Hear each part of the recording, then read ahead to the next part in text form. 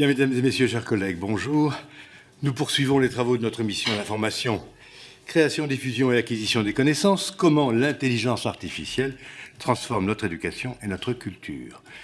Nous procédons aujourd'hui à l'audition de France Université, représentée par M. Antoine Guéry, chargé des relations institutionnelles et parlementaires, M. Pierre-Alain Muller, référent numérique et président de l'Université de Haute-Alsace, et M.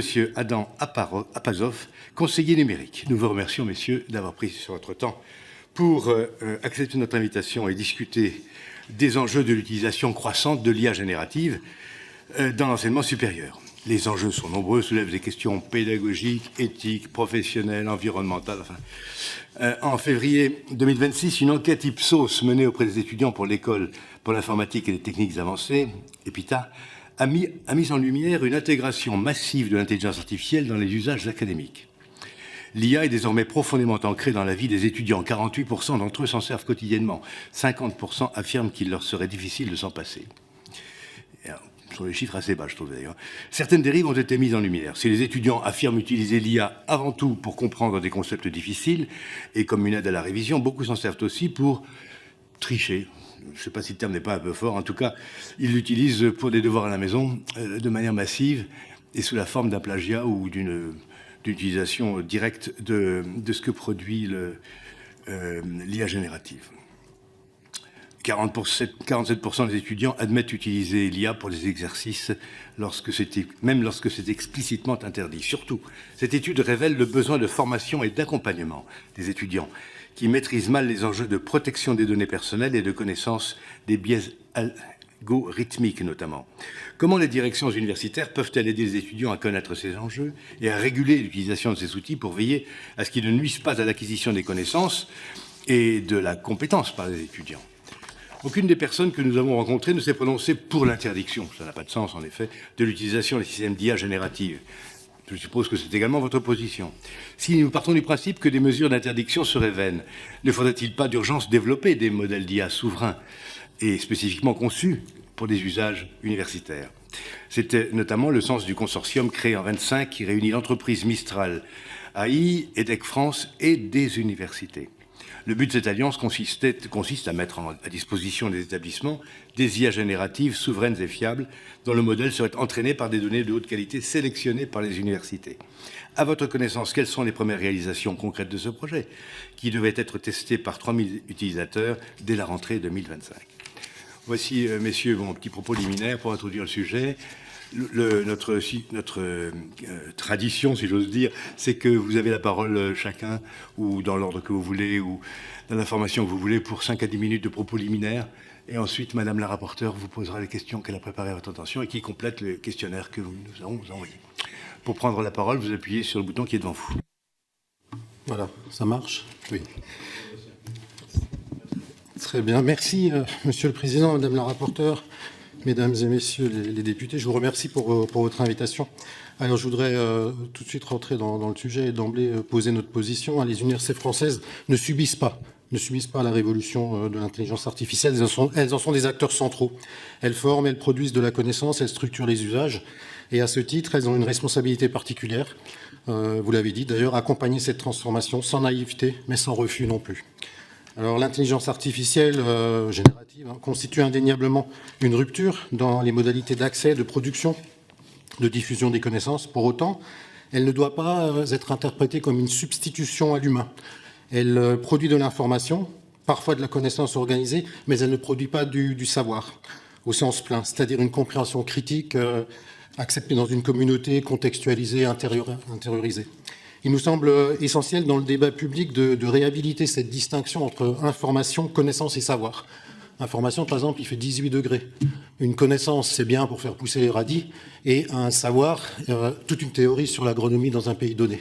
Donc voilà un petit peu pour situer les différents niveaux. Plus encore, l'enjeu éducatif devient aujourd'hui double. Transmettre des connaissances, bien évidemment, et aussi développer une métaconnaissance. La métaconnaissance, c'est-à-dire la compréhension des conditions de production de ces connaissances. Alors, autrement dit, il ne suffit plus de savoir que la Terre est ronde, mais il faut savoir pourquoi nous savons que la Terre est ronde. Et ce sont les méthodes, d'ailleurs, de base pour lutter contre les fake news.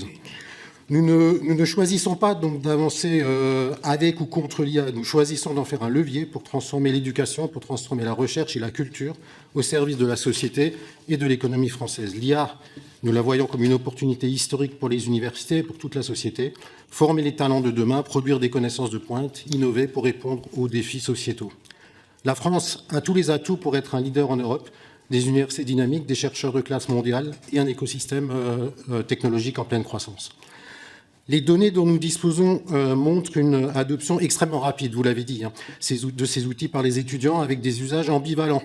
Gain d'efficacité certainement, mais aussi risque de désengagement cognitif. Le risque principal n'est pas tant la triche a toujours existé, que plutôt l'installation d'une forme de ce que nous appellerons une délégation intellectuelle, un renoncement. Si l'étudiant utilise l'IA pour éviter l'effort de raisonnement, alors nous fragilisons le cœur même de l'acte éducatif. C'est pourquoi notre responsabilité collective est claire. Nous devons encadrer les usages, nous devons repenser les modalités d'évaluation, mais surtout réaffirmer la valeur de l'effort, du doute, de la construction personnelle du savoir. L'IA ne doit pas devenir une promesse de facilité, mais c'est un outil au service d'une exigence renforcée. Utilisée de manière maîtrisée, l'IA ouvre des perspectives importantes, la personnalisation des apprentissages, l'accessibilité accrue, par exemple pour des étudiants en situation de handicap, une assistance pédagogique individualisée avec une capacité de répétition et d'adaptation quasi infinie, puisqu'il faut bien le dire, quand même, l'IA peut être vue comme un outil infatigable, capable d'accompagner l'étudiant dans ses apprentissages. Mais cette puissance, comme toutes les puissances d'ailleurs, appelle une vigilance.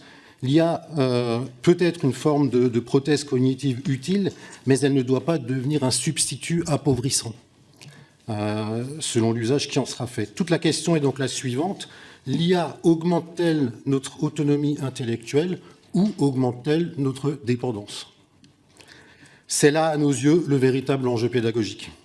Alors, former à l'IA ne consiste pas seulement à apprendre à utiliser les outils, il s'agit de former, donc, à notre sens, tout d'abord à l'esprit critique, face aux biais, aux hallucinations, à la qualité des interactions avec ces systèmes, mais aussi à une forme de conscience dans l'usage, savoir quand utiliser l'IA, quand ne pas l'utiliser.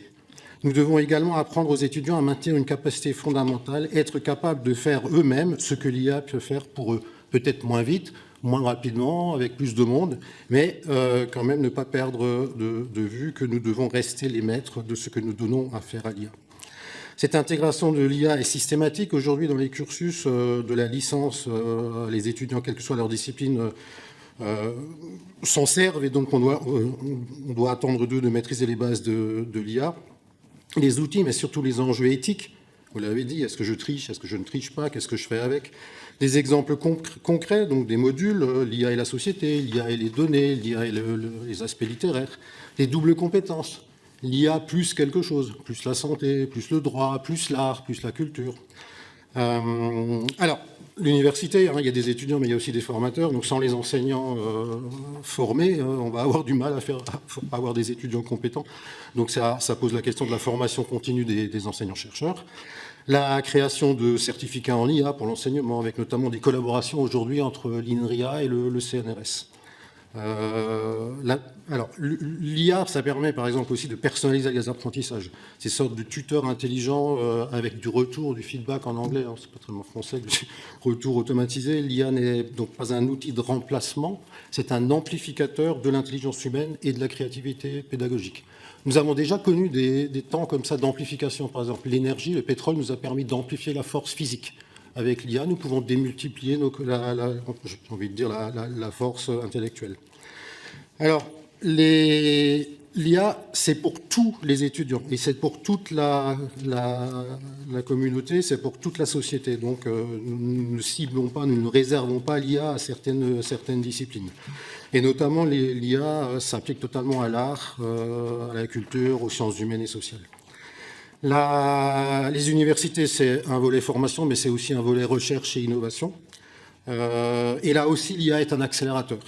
Donc, plus vite pour analyser les données, plus vite pour générer des hypothèses, plus vite pour explorer des corpus complexes, mais se pose des questions de fond. Par exemple, est-ce que les résultats sont reproductibles? Si vous avez utilisé des outils d'IA génératifs, vous avez tous vu que ça, 2 fois la même question ne produit pas 2 fois la même réponse. la transparence des méthodes et la standardisation des raisonnements. Ça, c'est un risque. Et donc, nous devons promouvoir une utilisation rigoureuse, documentée et transparente de ces outils.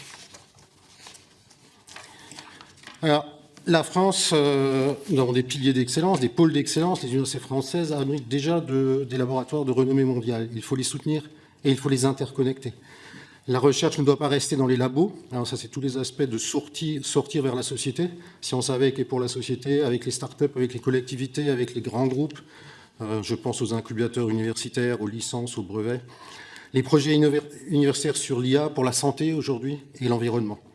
La science ouverte et derrière, la souveraineté. La France doit donc contribuer, à notre sens, à une IA européenne éthique et souveraine.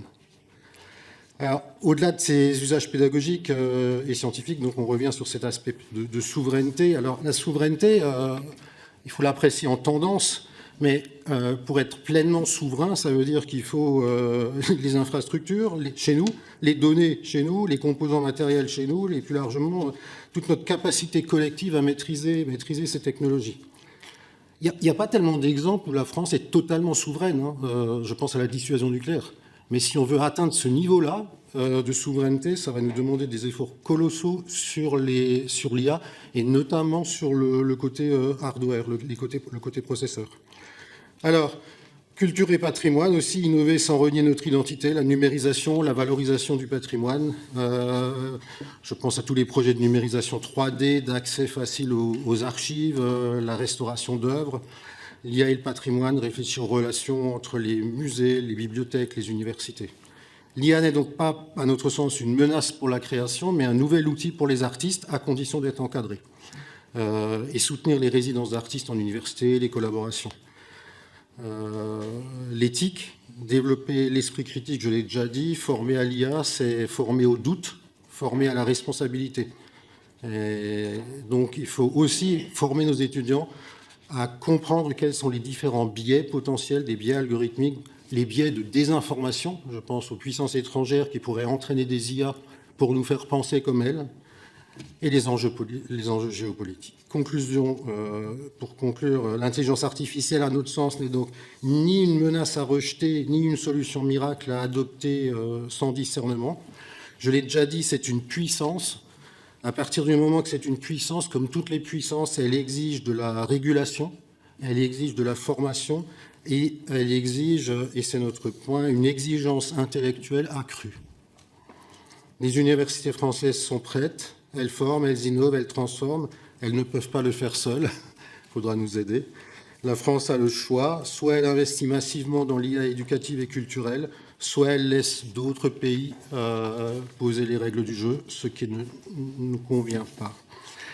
Voilà, en enjeu stratégique, la souveraineté, je l'ai dit, je pense qu'on va en rester quasiment là. Donc le rôle des universités est précisément là, faire en sorte que cette technologie ne nous dispense pas de penser, mais au contraire nous oblige à mieux penser. Je vous remercie. Merci beaucoup, Monsieur le Président. La parole est à Madame Calvez, rapporteure de la mission. Voilà, merci. Merci beaucoup, monsieur, pour votre introduction et qui a commencé avec un ton résolu en disant que les universités ne subissent pas l'IA. Merci de participer à notre compréhension de l'impact de l'IA. Je vais vous poser une première question.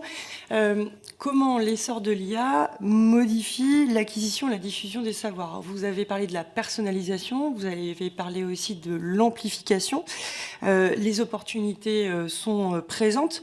Comment, si l'on considère que le déploiement de l'IA est une occasion de construire un nouveau modèle d'enseignement, comment cette personnalisation et cette amplification rendue possible doit faire changer peut-être le rapport et le rôle de l'enseignant? C'est beaucoup de questions en une. Si on revient sur le rôle de l'enseignant, en fait, que fait un enseignant? Un enseignant a devant lui des personnes diverses et ces personnes essayent de s'approprier alors des connaissances et des savoirs. Et l'enseignant se rend compte pendant ce processus que quelque chose coince, que quelque chose pourrait aider. Donc en fait, cet aspect-là, il est fondamental dans le rôle de l'enseignant. Et il reste vrai aujourd'hui avec l'IA. Par contre, l'IA permet par exemple à l'étudiant de revenir inlassablement sur un sujet qui ne lui a pas semblé évident au premier coup, ou alors de demander à l'IA de générer des exercices qui tournent autour d'une notion. Et vous voyez, donc là, on a un aspect automatisable, répétitif, mais qui ne contient pas cette notion d'intuition qu'a l'enseignant, qui lui permet de comprendre ce qui manque à l'étudiant pour, je vais dire, ouvrir ses yeux sur ce savoir, comprendre, accéder au savoir. Donc c'est vraiment, c'est là que c'est en fait une partie du travail de répétiteur qui fait partie du travail d'éducation et aisément pris en compte par les outils d'intelligence artificielle. Je l'ai dit avant, hein, donc l'IA, si on reprend la décomposition entre les données, les connaissances et le savoir, l'IA ne transmet pas le savoir. Le savoir est une compréhension structurée, acquise dans une communauté, comprise, discutée, débattue. C'est un corpus de connaissances, et donc la maîtrise de ces corpus de connaissances et la navigation dans ces corpus de connaissances est quelque chose qui est profondément aidé par les humains.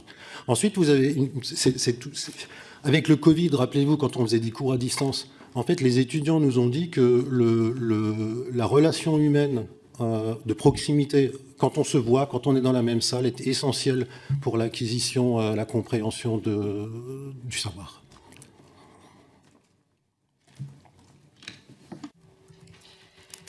Les étudiants utilisent déjà beaucoup l'IA, parfois alors même que c'est interdit, ils l'utilisent, mais quels sont les usages que vous observez et qui peuvent permettre justement de ne pas se contenter de parler de la triche, mais de voir comment les étudiants, et qui peut-être vous ont surpris des usages vertueux dans le prolongement, par exemple, de l'enseignement qu'ils ont pu avoir avec leurs professeurs, une utilisation qui va aller dans ce sens vertueux. Est-ce que vous pouvez nous donner des exemples de cette appropriation par les étudiants de l'IA? Oui. En fait, quand on parle de vertu, évidemment, il faut se poser, mais quel est le cadre d'évaluation? Donc, si nous continuons de vouloir évaluer les étudiants comme avant l'IA, là, il y a des problèmes de friction avec l'IA. Mais il faut sortir de ce cadre. Donc, et nous l'avions déjà fait avant l'IA. Le système descendant, où l'enseignant détient la connaissance et la transfère, ça a déjà disparu avec Internet. Donc on avait déjà quitté ce mode-là. Ensuite, nous avons glissé vers des modes d'évaluation dans lesquels les étudiants deviennent acteurs. Par exemple, l'évaluation par les pairs, où nous demandons à des étudiants d'évaluer les autres étudiants. Et l'acte pédagogique, finalement, c'est de leur apprendre à évaluer le travail des autres étudiants. Et nous notons cette évaluation. Donc là, l'IA, si vous voulez, est complètement... quelle que soit la manière dont ils ont produit le travail, puisqu'on est en train de les juger sur l'évaluation, nous avons échappé à ce premier souci d'IA. Les nouveaux modèles pédagogiques, l'apprentissage en groupe. Vous voyez, traditionnellement, l'école, c'est la performance individuelle, et le monde du travail, c'est la performance collective. Aujourd'hui, nous ne sommes plus dans cette dualité. Nous formons les étudiants par la performance collective. Nous les mettons en groupe, nous leur demandons de travailler ensemble, de savoir s'organiser, de produire des éléments, de répondre à des problématiques. Et je pense là notamment à tous de formidables outils que sont les hackathons, où on vient poser une problématique à des étudiants. Ces étudiants, on leur dit, vous avez le droit d'utiliser tout ce que vous voulez, mais ce qui compte, c'est qu'en tant que groupe, vous produisiez une réponse à la question qui vous a été posée. Donc, c'est là, je pense, qu'on retrouve donc de nouvelles manières d'évaluer, et à partir de là, plus aucun problème avec le fait qu'ils utilisent ou pas l'IA. Puisque la question n'est plus est-ce qu'ils ont utilisé l'IA pour accéder à une connaissance, mais c'est plutôt est-ce qu'en tant que groupe d'humains, ils ont été capables de se mettre ensemble pour résoudre une problématique.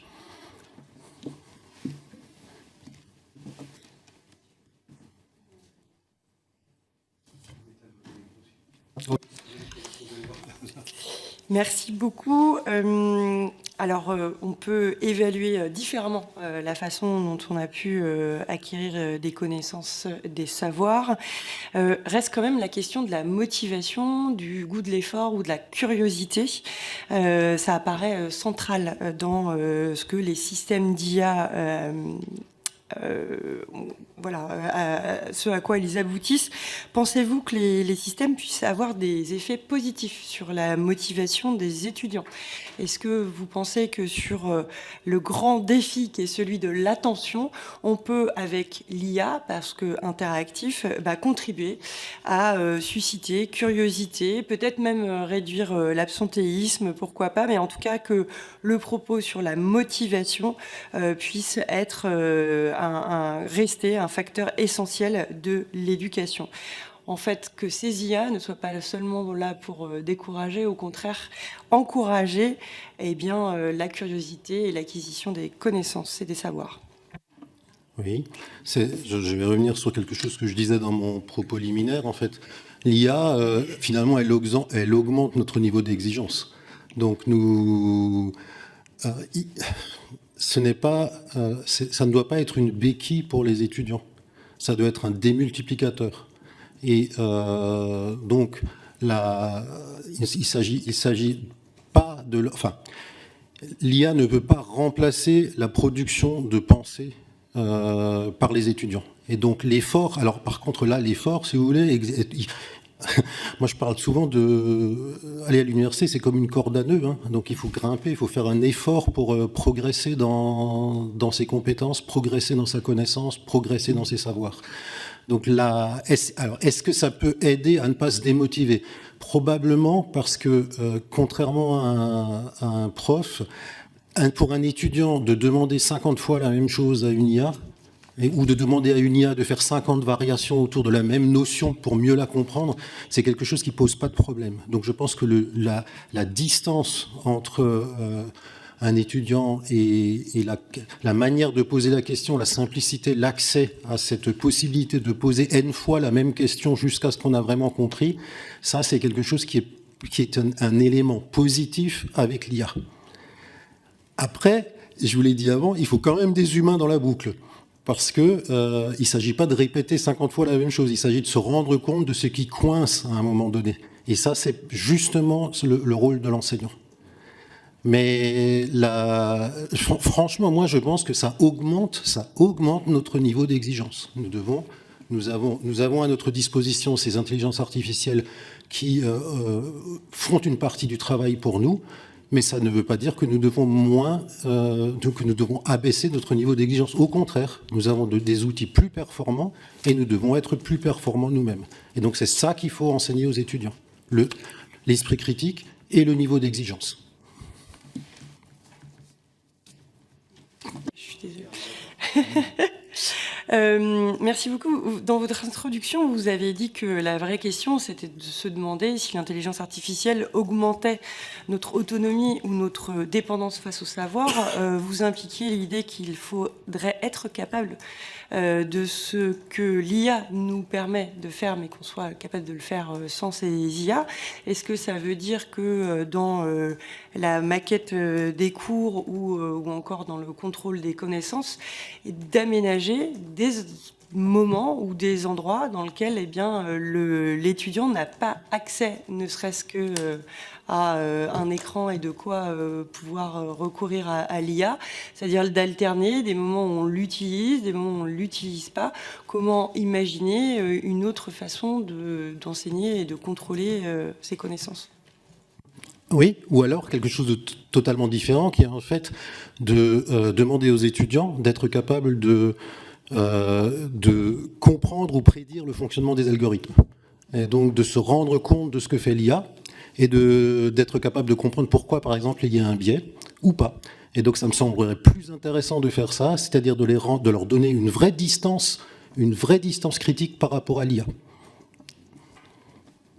Donc plutôt que d'aménager et d'espérer aménager un espace sans IA, c'est plutôt de pouvoir utiliser l'IA pour aiguiser leur esprit critique. Nous avons des professeurs qui nous ont évoqué leur façon d'évaluer différemment le travail de leurs élèves. Vous avez parlé de l'évaluation par les pairs comme étant une autre façon d'évaluer.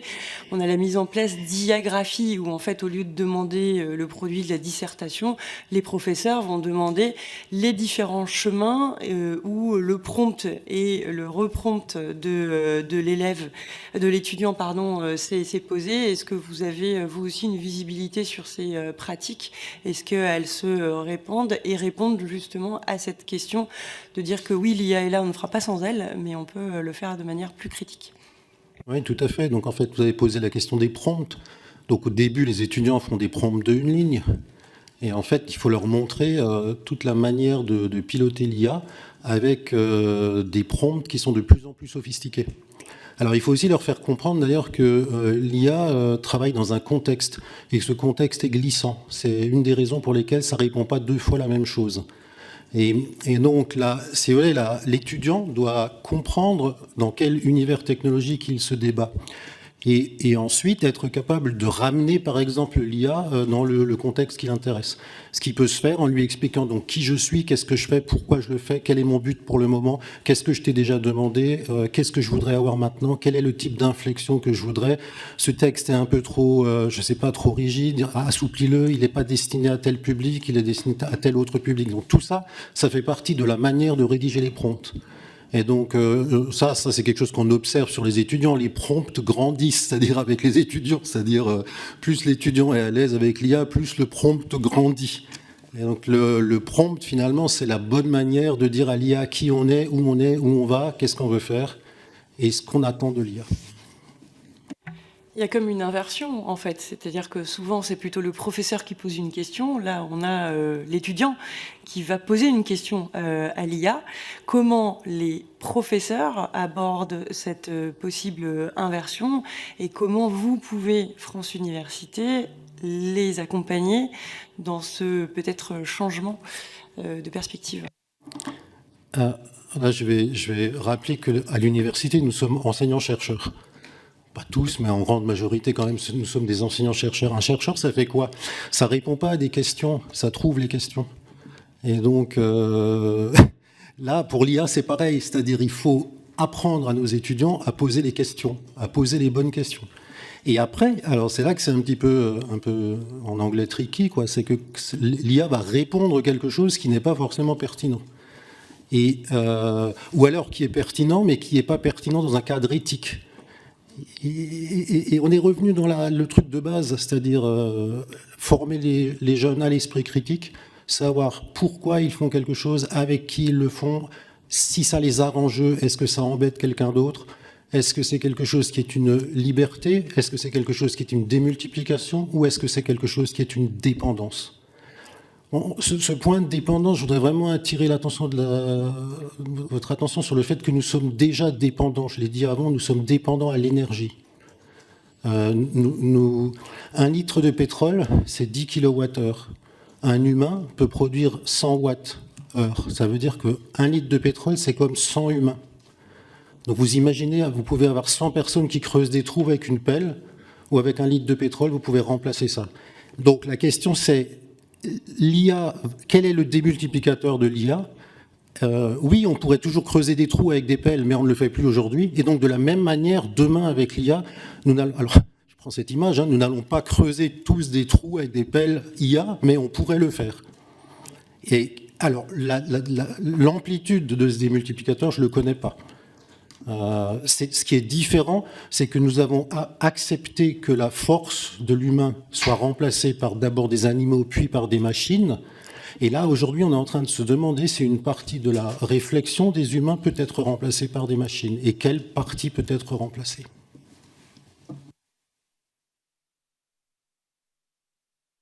Alors une question en rebond. Donc, manifestement, l'IA percute le modèle paradigmatique de l'université, puisque, d'une certaine manière, tout ce qui renvoie à la connaissance peut être porté par les algorithmes, tandis que le savoir serait la prérogative ultime et irréductible de l'humain, du professeur. C'est à peu près ce que vous disiez, professeur. Bon. Vous avez sûrement pris connaissance du livre du docteur Alexandre et de M. Babot, « Ne faites plus d'études », n'est-ce pas, livre au titre provocateur, où il dit, au fond, l'IA permet un préceptorat et permet quelque chose d'inouï, c'est-à-dire d'avoir un professeur particulier avec à la disposition de celui-ci toutes les connaissances du monde, dans toutes les langues et à toute heure. Et que donc l'université, au fond, doit changer de modèle et se concentrer donc sur la valeur ajoutée strictement humaine et intellectuelle et morale et incarnée que représente le professeur. Qu'est-ce que vous pensez de cette espèce de suggestion de la part des auteurs de cet ouvrage qui dit, bon, changez de modèle. Il est inutile de faire des cours, puisque les cours sont en ligne.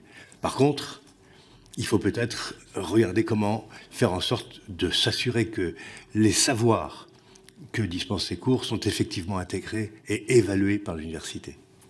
Oui. Alors je reviens sur l'expérience que nous avons eue avec le Covid, où les cours étaient en ligne. Et ce sont les étudiants qui nous ont dit qu'en fait, ça ne leur convient pas, parce que la relation humaine est supérieure à la relation à travers Internet avec les cours. Donc, oui, mais je pense que la relation entre les humains reste vraie. Aujourd'hui, par exemple, si vous m'aviez interviewé par visio, on n'aurait pas le même ressenti. Parce que je verrais pas enfin, il y a quelque chose en plus dans cette salle. Et donc, c'est exactement la même chose qui se produit dans un contexte pédagogique. Il va y avoir des choses en plus, les petits mouvements que vous faites, enfin, tout ça que je ne percevrais pas, par visio.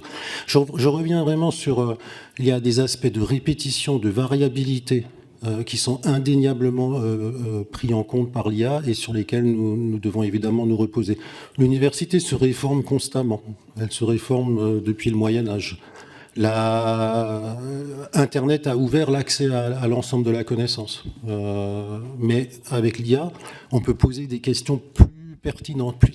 Ça revient sur la question d'avant, c'est comment posons-nous les bonnes questions ? Et après, ça pose la question du niveau de conscience.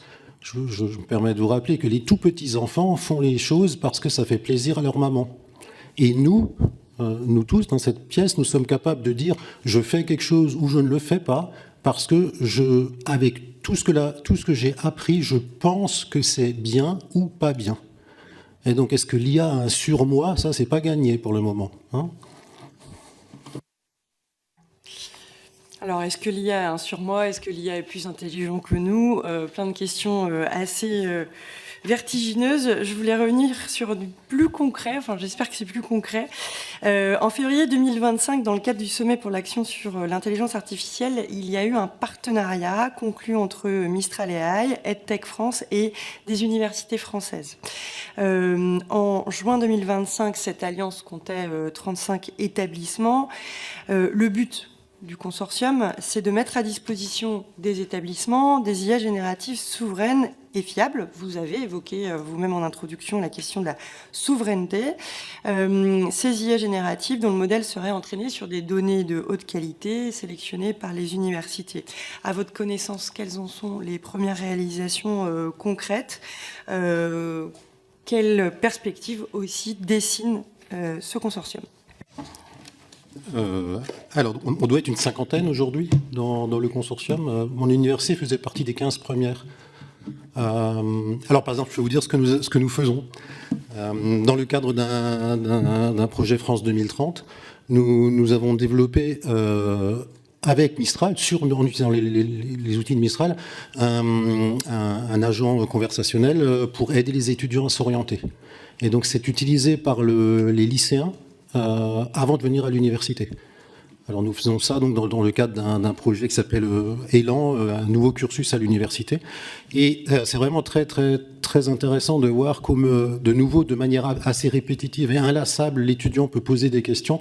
Et en fait, il questionne l'offre de formation. Mais il se pose aussi des questions sur comment il se voit, lui, alors à la fois dans la formation et demain dans le monde professionnel. Est-ce que je veux travailler tout seul avec les autres? Est-ce que je veux être salarié? Est-ce que je veux pas être salarié? Enfin donc... Et c'est un exemple réalisé dans le cadre de cette infrastructure de ces 50 établissements. Et c'est vraiment, à mon sens, assez étonnant de voir comme les jeunes dans les lycées s'approprient cette manière de s'orienter finalement, hein, qui est de nouveau, je le dis, disponible, accessible et sans aucune, comment dire, il n'y a pas d'inhibition. On peut demander tout ce qu'on veut finalement à l'IA.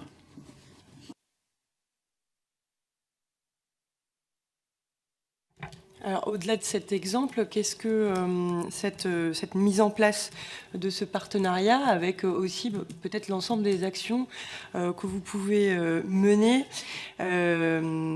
arrive à suivre le rythme de l'IA? En fait, le développement de l'IA va très vite, vous l'avez même exprimé. En fait, on ne dirait pas forcément la même chose en juillet 2025 qu'aujourd'hui. On a eu en audition la semaine dernière Frédéric Pascal qui avait rédigé avec François Tadei un rapport. Il invitait à ce qu'il y ait une accélération parce qu'on était déjà un petit peu... en retard par rapport à ce rythme. Que pensez-vous de cette nécessaire accélération ? Est-ce que vous pouvez nous souligner ce dont a besoin l'ensemble des universités? Quels sont les moyens technologiques, financiers, peut-être légaux aussi, pour permettre un plus grand déploiement des bénéfices de l'IA à l'université, dans l'enseignement supérieur et la recherche donc? Vous me tendez la main vers les moyens. Donc, c'est un sujet assez chaud hein, actuellement. Donc, les moyens dont disposent les universités. Il faut, pour faire tourner de l'IA, il faut des ordinateurs, il faut des machines. Donc, ça sont typiquement des data centers aujourd'hui. Ces data centers doivent être souverains. Ils doivent contenir nos données à nous. Donc, ça a été dit. On peut faire des partenariats publics-privés, on peut l'imaginer. Hein. Donc, dans ce cas-là, on peut peut-être avoir des effets de mutualisation. La souveraineté passera forcément un jour aussi par la maîtrise des processeurs, ce qui n'est pas le cas aujourd'hui. Ça dépasse les universités. Mais si vous voulez financer une souveraineté, il faudra financer la production des processeurs en Europe. Ensuite, l'acculturation. Donc, en fait, prendre du temps pour que les enseignants et les étudiants, mais pas que, en fait, toute la communauté de l'université utilise les outils. Lutter contre le fait que le meilleur outil est celui qu'on connaît le mieux. Donc, les gens, aujourd'hui, ont commencé à utiliser des outils comme ChatGPT, NotebookLM. Et là, vous avez un effet qui est que donc, ils sont à l'aise dans un univers et il faut aller dans un autre univers. Donc c'est compliqué à réaliser, donc il faudrait mettre finalement des moyens pour que les outils souverains soient aussi agréables à utiliser que les outils, on va dire, états-uniens ou chinois. Donc vous voyez, vous posez une question assez compliquée. Tout d'abord, il faut permettre aux universités d'avoir accès à ces modèles. Donc ça, c'est payer des licences. Il faut avoir des data centers qui seront à apprécier en tendance un jour souverains.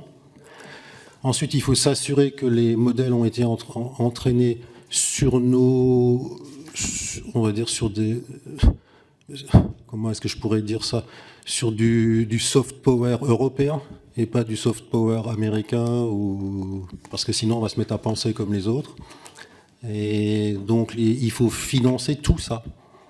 Et si vous voulez vraiment financer la souveraineté, on est ramené à ce que je vous disais avant sur le nucléaire, quoi. Donc en fait, il faut aller de A à Z.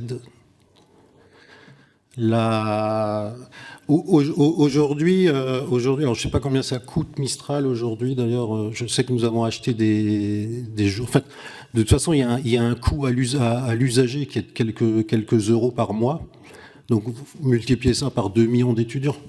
Parce qu'il est là le défi. Donc, vous voyez, imaginons que ce soit même 1 euro, il faut donc 2 millions par mois. Si c'est 2 euros et ainsi de suite. Donc en fait, on parle forcément en millions, au-delà de probablement du même ordre de grandeur que le casse pension ou tout ce qui nous préoccupe actuellement. Merci. Tout à l'heure, vous avez exprimé l'attention sur le fait d'avoir des développements avec l'intelligence artificielle qui soient éthiques. On a la mise en place de chartes dans les établissements. En quoi consistent-elles? Comment sont-elles élaborées?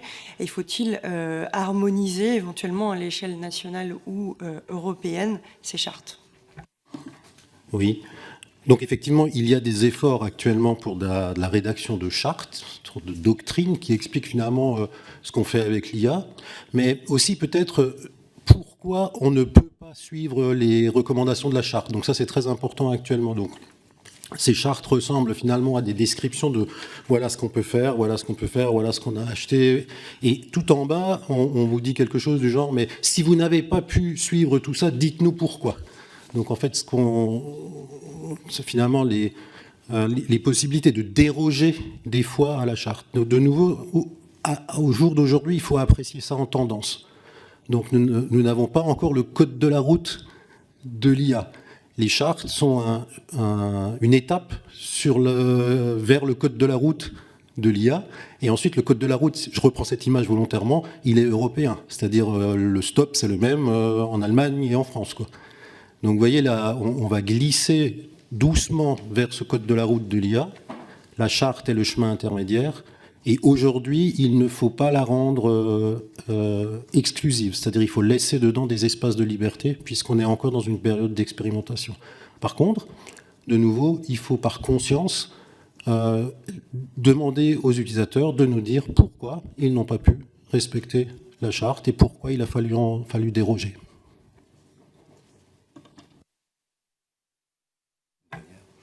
Peut-être est-ce abordé dans les chartes, mais il y a toute la question de la formation des enseignants-chercheurs. En fait, vous avez parlé des pratiques que les enseignants peuvent aussi faire par eux-mêmes. Vous avez souligné que leur travail, c'était d'aider à ce qu'on se pose les bonnes questions. Comment, aujourd'hui, vous avez une visibilité sur le niveau d'appétence, de formation des professeurs, des enseignants, chercheurs? Quelles sont les connaissances au niveau de France Université de l'appropriation de ces outils par les enseignants, chercheurs, et quelles sont les actions que vous pouvez mener, tout en respectant l'autonomie des établissements, pour faciliter cette appropriation? Oui, alors si je reprends le contrat d'objectifs de moyens et de performance, donc dans la version précédente, il y avait une priorité qui était laissée aux établissements, qui a souvent été l'IA. Et aujourd'hui, dans le nouveau contrat d'objectifs moyens performance 100%, il y a en transversal, il y a l'IA et le numérique. Donc en fait, l'IA va rentrer finalement dans les projets d'établissement. Donc je pense que chaque établissement va donc pouvoir expliquer ce qu'il met en place pour ça. Ce que nous mettons en place typiquement, ce sont alors des choses aussi simples que les petits déjeuners IA, les cafés IA, les conférences IA, les retours d'expérience, puisqu'il y a quand même des enseignants qui sont plus ou moins avancés.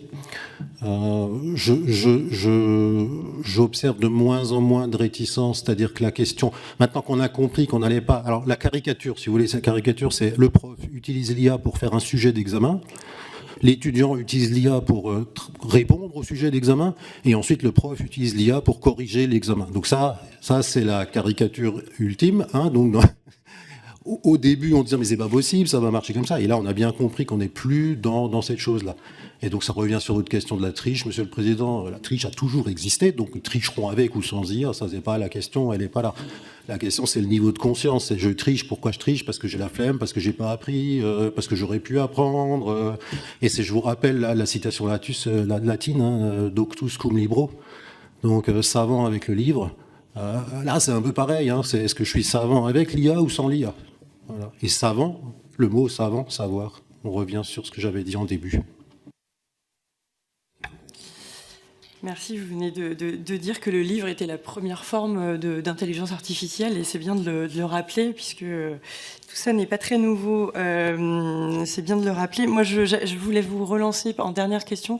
Vous avez parlé qu'au-delà de la transmission de la connaissance, il fallait développer la métaconnaissance ou les métaconnaissances. J'aimerais que vous puissiez nous définir en quoi consistent ces métaconnaissances, comment on les apprécie et pourquoi elles ont d'autant plus d'importance aujourd'hui. Alors, je vais d'abord prendre un exemple de métaconnaissance. Donc, on m'a dit que la Terre était ronde. Ok, donc je le sais. Mais comment je sais qu'on le sait? Et alors, une expérience que vous pouvez faire au bord de la mer, d'abord vous regardez l'horizon. Et là, vous avez cette courbure de l'horizon. Donc vous vous dites, tiens, ça a l'air d'être courbe. Et ensuite, vous regardez un bateau à l'horizon. Et vous regardez le bateau s'éloigner. Et ce que vous allez observer, c'est que le bateau disparaît par le bas. C'est-à-dire que vous voyez les voiles en haut encore, mais vous ne voyez plus la coque. Donc ce que ça veut dire, c'est que c'est courbé comme ça, mais c'est aussi courbé dans ce sens-là. Et là, vous réalisez qu'en fait, vous avez une sphère.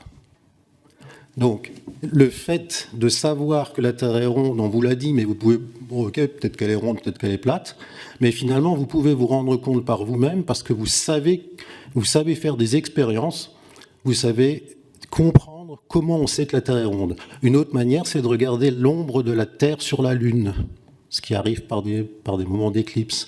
Et là, vous voyez qu'il y a une forme arrondie. Et il y a eu plein d'expériences qui ont été faites il y a longtemps. Eratosthène en a fait pour calculer la courbure de la Terre. Donc nous pouvons donc, et nous devons expliquer aux jeunes et aux moins jeunes d'ailleurs, ce que nous savons et pourquoi nous le savons. Et c'est comme ça qu'on lutte contre les fake news.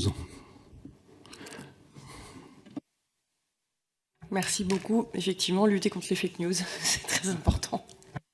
Bien, merci Monsieur le Président, merci messieurs pour ces échanges très intéressants, très édifiants. Bon, moi je retire la conviction que vous n'êtes ni technosceptique, ni fanatique, que comme avec une sorte de force tranquille, Monsieur le Président, vous nous rappelez que l'université, depuis le Moyen-Âge, s'adapte, se transforme, se réforme au fur et à mesure de l'évolution des connaissances et des savoirs. Et donc c'est extrêmement rassurant pour nous, enfin nous n'en doutions pas vraiment à dire vrai.